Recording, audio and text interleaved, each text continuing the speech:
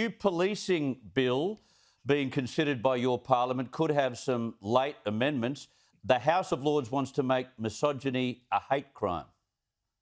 Yeah, I think this is a terrible idea, actually. I am against misogyny. I think hating womankind is obviously a very irrational, disturbing point of view. But we are talking about a point of view. We're talking about the way some people think. I think it's the wrong way to think, but it is still the way that some people think. And I'm very worried whenever government and whenever officialdom interferes into the mind itself, so that potentially a crime could be punished more harshly if it was motivated by a particular ideology, or if it was motivated by a particular form of hatred or a particular point of view.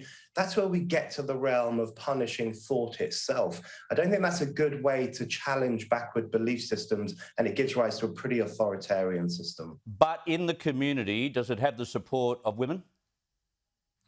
It has the support of some women, but there are many female skeptical voices about this, including in politics and also in journalism, Right. some of whom are making the point that actually this would not help women's equality because it would turn women into a special category in the law who need special protection over and above men. Men wouldn't have this protection, for example, from misandry, which is obviously a far lesser problem in society. So it would create unequal treatment for women by treating them as victims who need protection from the state. And some women think that's a problem too. Yeah, interesting. Now, the woke warriors won't let up. They're now pressuring Boris Johnson to ban the import of animal products like fur and foie gras. Why?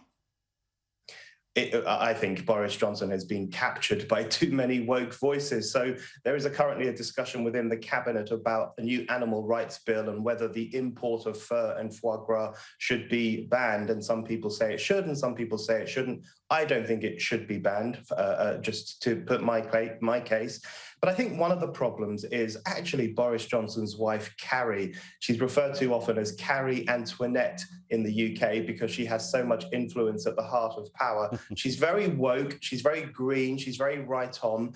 I think she is pushing Boris in some problematic directions.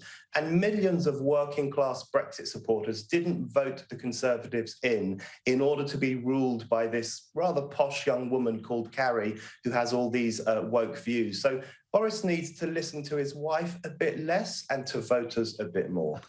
The same advice we need to give to Harry, but he didn't take that advice. Boris better be careful. Absolutely. Obviously, listen to your wife whenever you need to. But when it comes to politics and making public decisions, you need to listen to as wide a range of voices as possible. Oh, that's interesting. That is interesting. Does she do any interviews at all? No, she keeps a very low profile. She's active in politics. She's active in charity. But I think she just has too much influence in Downing Street itself. And nobody voted for her. That's the problem here. Yeah. She wouldn't be the first lady to have that much influence. Brendan O'Neill, thank you so much for your time. Thank you.